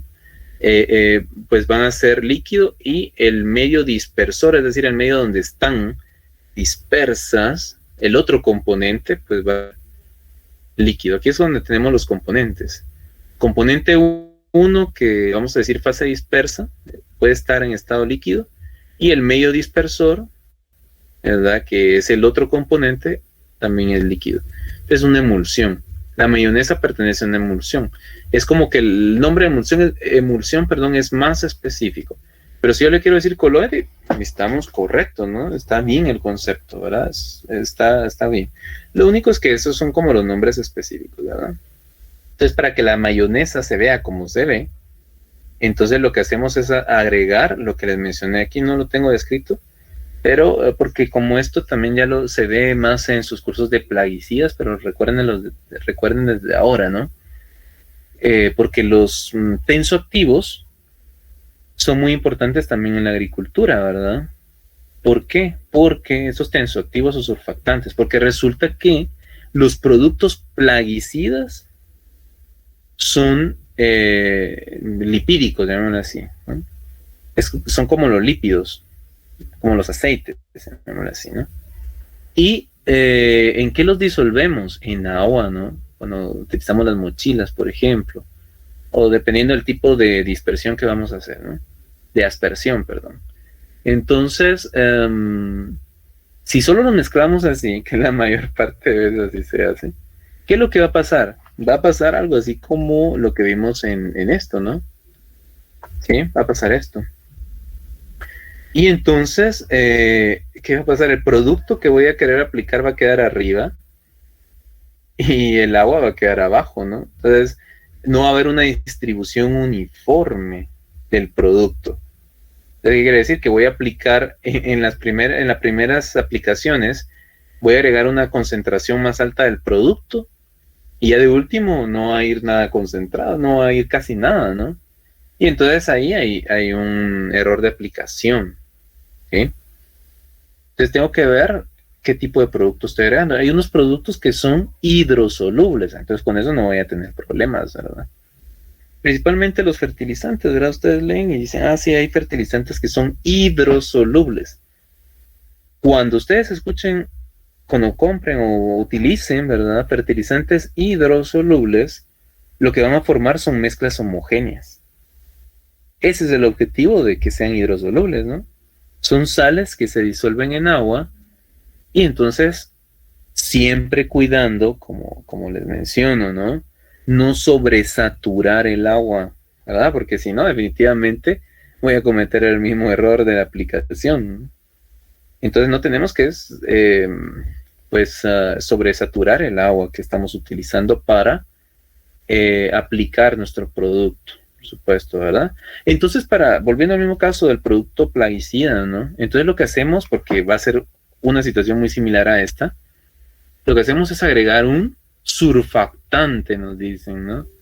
Y hay bastantes surfactantes en el mercado, ¿verdad? Un surfactante bien típico, ¿verdad? Y barato, por supuesto. Claro, no se puede utilizar siempre, por supuesto. Es el jabón. Es que el jabón cumple, ¿no? ¿Qué dijimos que era un surfactante? Pues un surfactante iba a ser aquel producto cuyas partículas van a tener un componente o van a tener una parte hidrofílica y otra parte hidrofóbica. Porque deben tener los dos, porque van a servir de conectores entre las dos. Entre el producto que es hidrofóbico, y el agua que obviamente es hidrofílica, por supuesto, ¿no? Entonces, es polar al final, ¿verdad? Entonces el jabón cumple con eso. Yo no sé si sabían que ustedes que el jabón es un producto que presenta digamos, una parte que es hidrofílica y una parte es hidrofóbica. Si no, el jabón no podría limpiar, ¿no? Porque la suciedad, ¿qué es? La suciedad son grasas. Es como si tuviéramos esto, ¿no? Si nosotros queremos lavar nuestra ropa, ¿verdad? Pues hablemos de la ropa, ¿no? Solo con agua, definitivamente no vamos a lograr quitar la suciedad. Porque el agua y la suciedad definitivamente no, digamos que no se llevan, ¿verdad? Para hacer de que limpiar, quitar esas manchas, quitar esa suciedad de la ropa, lo que hacemos es utilizar jabón. Y el jabón, ¿por qué limpia el jabón? Porque el jabón lo que hace es tener sus moléculas. Aquí sí podemos hablar de moléculas porque estoy hablando del jabón. No estoy hablando de productos comerciales, ¿no? Las moléculas de jabón pues tienen este componente hidrofílico e hidrofóbico, ¿no? Y entonces, ¿qué va a pasar? Lo hidrofóbico va a atrapar, si lo queremos ver así, como en bolsitas, ¿no? Como en una bolsa, perdón. Va a atrapar a la suciedad. Y el otro componente hidrofílico lo que va a hacer es que estas bolsitas que se formaron puedan solubilizarse en agua. De tal manera que cuando desaguamos, pues ahí se va toda la suciedad, ¿no? O por lo menos depende, eso ya depende de cómo lavemos nuestra ropa, ¿verdad? Bueno, ahora que ya casi que todo se hace con lavadora, pero es el mismo principio, ¿no? Entonces el jabón, si ustedes quieren aplicar un producto, por ejemplo, a sus plantas de jardín, y quieren que realmente, porque si no lo que va a pasar es se va a lavar, o sea, no van a aplicar el producto en realidad. Agréguenle un poco de jabón, ¿verdad? Esa es una forma sencilla, por lo menos con los productos que utilizamos para, digamos, en la casa. Claro que eso depende de qué cantidad están usando. Les menciono esto para que después no me reclamen, ¿verdad? Que se quemaron sus plantas, ¿no? Hay que siempre averiguar qué producto van a utilizar, obviamente, y la dosis, ¿no? No solo es de agregar jabón así a lo loco, ¿verdad? Bueno, pero eso ya tienen ustedes, si alguna vez les preguntan, mire, ¿qué tensoactivo surfactante puedo utilizar? Pues jabón. Detergente, ¿verdad? Puede ser también, ¿no? Detergente. Y, ¿cuál es la función? Bueno, unir un componente hidrofílico con un componente hidrofóbico, por ejemplo. O un componente hidrofóbico, unirlo con el agua. Estamos hablando del agua específicamente. Entonces, esto hace, por ejemplo, nos sirve bastante, por ejemplo, de los coloides para poder que se vean homogéneos. Entonces, cada vez que, por ejemplo, la pasta de dientes es otro coloide. Pasa que lo vemos muy, muy homogéneo, ¿verdad? Pero allí, hoy cuando se vayan a lavar sus dientes, no vean si... creo que no. Lean qué tienen. Eso es un punto que sí me gustaría que cada vez que ustedes compren algo, algún producto de limpieza, o pues lean la etiqueta, así por curiosidad, ¿no? Y vean los componentes, ¿no? Bueno, ¿y esto qué es? Ya les había platicado, ¿no? Que muchas veces estos componentes no tienen su nombre químico, sino que es un nombre registrado, obviamente, es como la propiedad intelectual, ¿verdad? De los productos, ¿no? Igual la Coca-Cola obviamente puede tener ahí de qué está hecha, pero no tiene la combinación ni en qué forma se combina, ¿no? Este es otro ejemplo de coloide, ¿no? Hablando de coloides, ¿sí? Cuando mezclamos suelo con agua, ¿verdad? Aquí se ve, bueno, podemos ver el conjunto de partículas, ¿no? Están acá, ¿sí? Esta es la fase coloidal, ¿verdad? Es de un sólido, de aquí del suelo, nosotros del suelo es una manera general, ¿verdad? Ustedes saben que el suelo, pues bueno, tiene diferentes componentes, ¿verdad? Si hablamos desde el punto de vista estructural, ¿verdad? Porque eso también depende de los criterios, pero recuerden que el suelo está formado por partículas de diferente tamaño, ¿no? Arena, limo y arcilla. Obviamente materia orgánica, tiene agua, y tiene, por ejemplo, otro tipo de componentes, ¿no? Minerales, por supuesto, iones, Y entonces lo que vemos acá, pues específicamente son las arcillas, ¿no? Las arcillas están dispersas acá, ¿verdad? Entonces es un coloide lo que se ve acá. Aparte es lo que nosotros observamos acá, que obviamente esto ya es un sedimento, la sedimentación. Obviamente estas son las partículas más... Esto ya no es un coloide, por supuesto, ¿verdad? Esto ya es un sedimento, ¿no? Los coloides están acá porque están dispersos, ¿sí? Pero las arcillas del suelo, pues son coloides, ¿verdad? Porque se encuentran dispersas en el medio dispersor, dice ahí, ¿no? Que es el agua, ¿verdad? Entonces, es un coloide de un sólido disperso en un líquido. Y aquí lo que vemos, pues, es una depositación o digámoslo así, un sedimento. Esa es la palabra que no se me venía. Si queremos clasificar esta mezcla, porque esto es una mezcla, ¿no? ¿Qué mezclamos acá? Suelo con agua. Esta mezcla, ¿qué sería? ¿Homogénea o heterogénea? Se ve que es heterogénea, ¿verdad? En realidad, los coloides, pues, son mezclas heterogéneas. Lo que sucede, que ya les mencioné, ¿verdad? Que la industria, pues, hace un poquito de trampa, ¿no? Para que nosotros muchos coloides lo veamos como homogéneos, cuando en realidad tendrían que ser heterogéneos, ¿no? Entonces, por ejemplo, un coloide, de todas maneras lo clasificamos, aunque se vean, ¿verdad? Homogéneo lo clasificamos como coloides, ¿verdad? Lo clasificamos no como mezclas homogéneas, porque eso es como, por decirlo así, una trampa, ¿no? Allí, ¿verdad? Entonces, gelatina, como nos mencionó el compañero, es un coloide. Mayonesa, un coloide. Arcilla del suelo, un coloide, ¿no? ¿Qué más vemos? La neblina, por ejemplo, coloide. La mayonesa, ¿no? Que creo que ya les mencioné, ¿no? Coloide. Leche de magnesia, ¿no? Que no es leche en realidad, ¿verdad? Es pues en este caso es un coloide donde tenemos una fase sólida dispersa en un líquido, ¿no? Y bueno, eso sería con respecto a las mezclas. Solo vamos a revisar acá, pues propiedad, ya dijimos que era una propiedad. Propiedades químicas, propiedades extensivas, intensivas, algunas propiedades. Sobre los estados de la materia, ¿no? En química, pues vemos prácticamente tres estados básicos de la materia: líquido, sólido y gas. Y pueden haber cambios entre estos estados, ¿no? ¿Eso qué se debe? Bueno, aquí están los diferentes cambios, ¿no? Es decir, materia que se encuentra en estado, por ejemplo, pensemos, sólido. ¿Puede pasar a estado líquido? Sí, ¿verdad? ¿Y a qué se debe? ¿A qué se debe este cambio? Bueno, primero definamos qué es un estado sólido, ¿no? Pero para definirlo, pues ahí sí, aquí sí no nos salvamos y tenemos que irnos al mundo microscópico, ¿no? Esto sí ya se basa, los cambios de fase, sí se basa en conceptos, en ideas microscópicas, ¿no? Ya conceptualizaciones que nos da la química. Para poder definir el estado sólido, pues nos vamos al mundo, hagamos como ese viaje introspectivo, ¿no? Imaginario, por supuesto, a las partículas que conforman la materia, ¿no?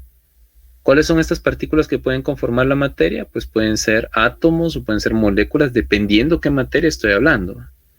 Si estoy hablando de un elemento, pues definitivamente estas partículas que conforman al elemento, pues son los átomos. Si estoy hablando, por ejemplo, de un compuesto, pues estas partículas son las moléculas, ¿no? De un compuesto covalente, ¿sí? Y estoy hablando de un compuesto iónico. Bueno, entonces aquí sus partículas son las unidades fórmula.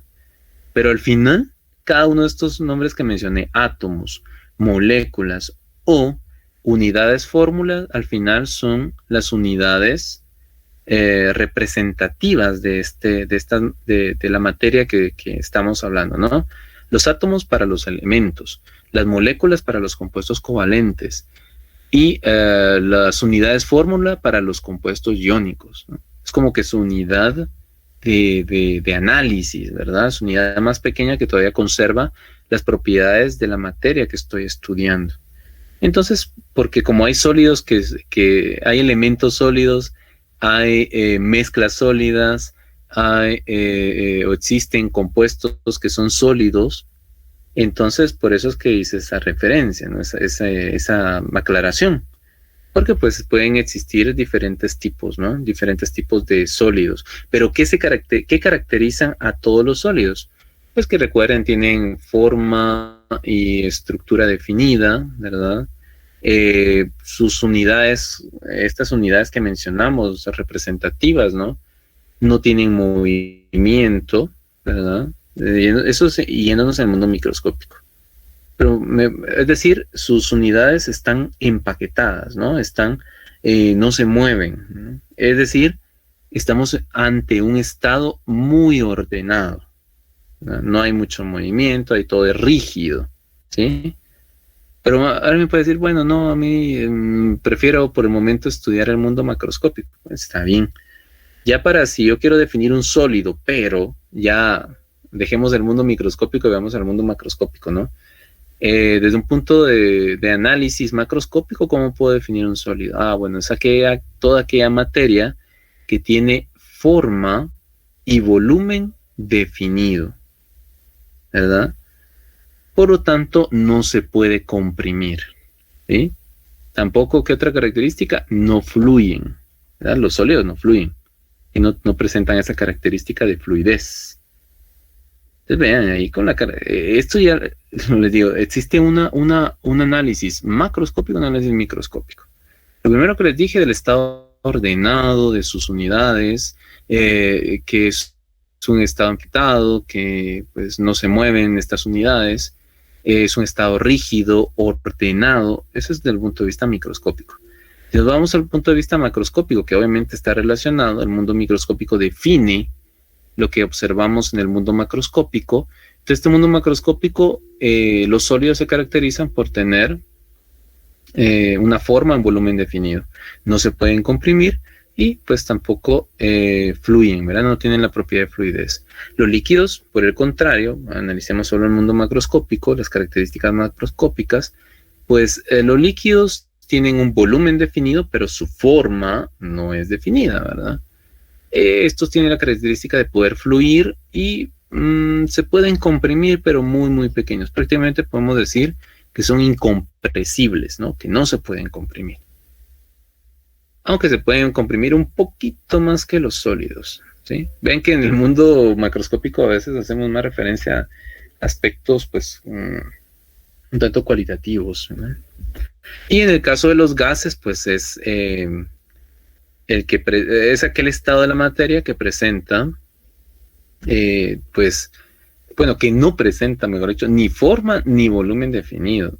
Además que sí presentan las propiedades de compresión, así se pueden comprimir, y también presenta fluidez, ¿no? O sea, sí pueden fluir, tienen la característica de fluir también, ¿no? Es decir, cuando ustedes vean mecánica de fluidos, que eso lo van a ver en física, bueno, tal vez alguno haya llevado física aplicada, y también cuando ven hidráulica, ¿sí? Ahí se estudia obviamente los líquidos, nosotros lo relacionamos más, ¿verdad? Sí, los fluidos, ¿no? El líquido. Pero los gases también, es decir, lo que aprendamos o lo que ya aprendimos en nuestros cursos de física aplicada y también en el de hidráulica, pues también se puede aplicar a los gases, porque los gases también son fluidos, ¿no? Eso es para que no olvidemos que los gases también pueden fluir. Y aquí podemos observar ahora en el mundo microscópico, ¿no? Este es un estado ordenado de sus unidades, no hay movimiento de esas unidades. En cambio acá, sí, digamos, las fuerzas que unen a las unidades del estado, de la materia que está en estado líquido, sí permite cierto movimiento, pero no tanto, pero en el sólido no, ¿verdad? Las fuerzas se le llaman intermoleculares, ¿no? Son bastante rígidas. Aquí sí, las partículas, las unidades se pueden mover, y en el gas hay en